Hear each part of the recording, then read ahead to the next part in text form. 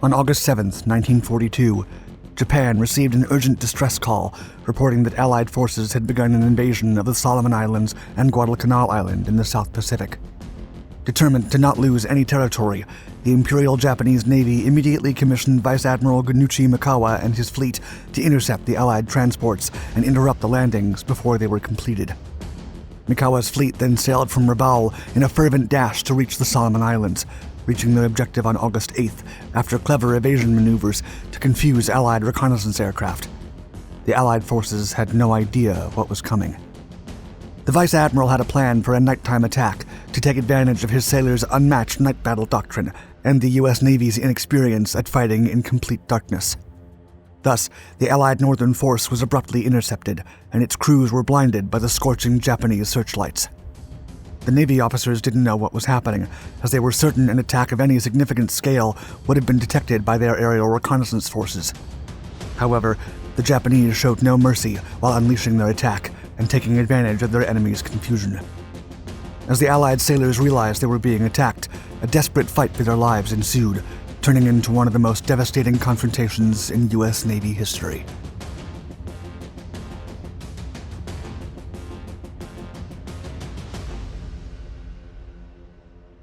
Tactical Doctrine.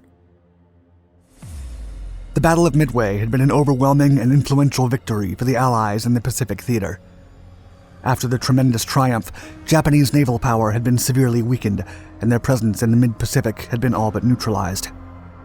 Taking advantage of Japan's diminished capabilities, the U.S. decided it was time to go on the offensive and began the long-expected campaign to liberate the numerous Pacific islands conquered by Japan in the previous years.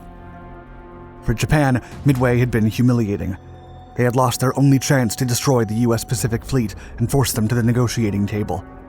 It was just a matter of time before the Americans advanced on their territories. However, the Imperial Japanese Navy still possessed a daunting navy, with experienced sailors and a stubborn determination to fight.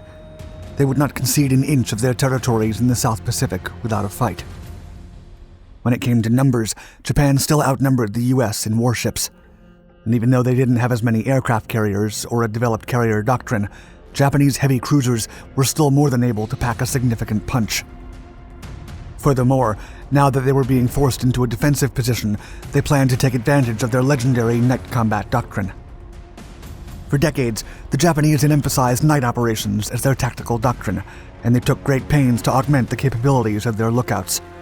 The soldiers were meticulously selected for their superior night vision, and then went through specialized training. Such lookouts were also supplied with immense pedestal-mounted binoculars and instructed to cover their eyes whenever the ship's guns were about to fire, while Navy gunners were also trained to signal before firing so that watchers could take cover and protect their eyesight. Such remarkable doctrine gave the Japanese Navy a significant advantage when conducting nighttime operations. If an encounter occurred at night, odds were the Japanese would spot the enemy before the Allies could identify them. Change of plans.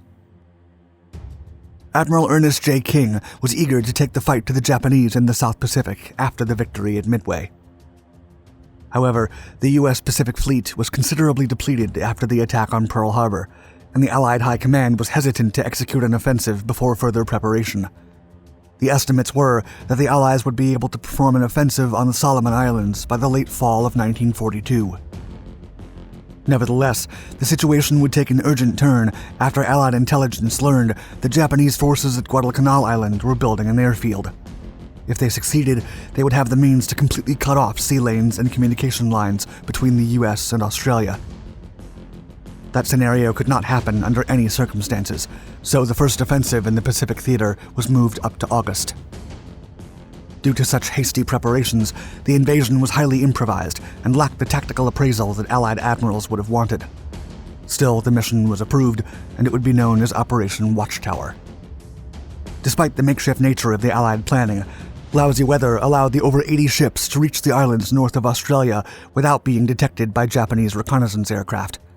Thus, the enemy didn't learn about the Allied attack until they were approaching the beachheads of Tulagi and Guadalcanal on August 7th. The local Japanese forces immediately reached for their superiors, and the Imperial Japanese Navy reacted swiftly, appointing Admiral Gunichi Mikawa to intercept the Allied transport ships and destroy them before they could capture Tulagi or Guadalcanal.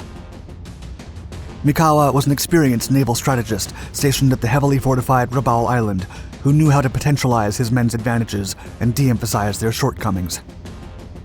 He was also determined to make the Allies pay for underestimating the Imperial Japanese Navy. Luck and confusion. The most significant disadvantage plaguing Mikawa and the entire Japanese Navy was their lack of aircraft carrier support. 4 of their biggest and most capable carriers had been lost during the debacle at Midway, and the smaller carriers that Japan still possessed were nowhere near Guadalcanal. Japan had lost its carriers, and it had also been taught a brutal lesson about the US's remarkable carrier capabilities. As Mikawa dashed towards Guadalcanal, with 5 heavy cruisers, 2 light cruisers, and 1 destroyer, his worst fear was to be spotted and intercepted by US carriers. However, Australian air coverage in the region was extensive, and Mikawa's fleet was spotted by Australian reconnaissance aircraft on 2 different occasions. Mikawa quickly ordered his fleet to change directions to confuse the pursuing aircraft during both encounters. In a lucky break, the Australian planes only pursued the convoy for a few minutes before withdrawing. Protocol stated that they had to continue to tail the ships, but for some reason, Mikawa was left alone. The aircraft, however, did report the moving fleet, but its presence wasn't regarded as a threat to the Allied forces landing at Guadalcanal, and no further efforts to intercept it were taken. Vice Admiral Robert L. Gormley, the man in charge of Operation Watchtower, was confident that the comprehensive air reconnaissance provided by Australia would alert him if any significant force approached his location. But even after learning that the spotted Japanese ships were coming to his position, he requested additional reconnaissance sorties to ensure nothing would threaten his landing operation. Unbeknownst to Gormley, these missions would not occur because of logistical issues, but he was left feeling safe, just as Mikawa drew closer to Guadalcanal. Night attack. The region around the landing zones in Guadalcanal was patrolled by 10 Allied ships, 2 light cruisers, 4 heavy cruisers, and 4 destroyers. The ships were divided into 3 groups, 2 fleets of 4 vessels, the Allied Southern Force and the Allied Northern Force, and a group of 2 light destroyers to patrol the eastern flank.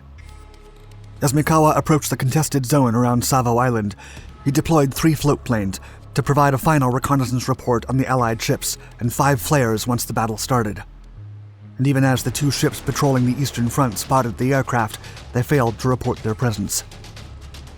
Thanks partly to the formidable Japanese lookouts, around 12:44 a.m. on August 9th, the Japanese column spotted USS Blue, one of the light cruisers patrolling the east, without the Allied vessel seeing them. Mikawa then conducted evasive maneuvers to penetrate the eastern front without being detected, sneaking by while being less than a mile from USS Blue at one point. Soon, the fleet was inside the Allied perimeter. Mikawa then ordered his fleet to stop following his flagship and act independently. They then spotted USS Jarvis, a heavily damaged American ship sailing towards Australia for repairs after another battle the previous day.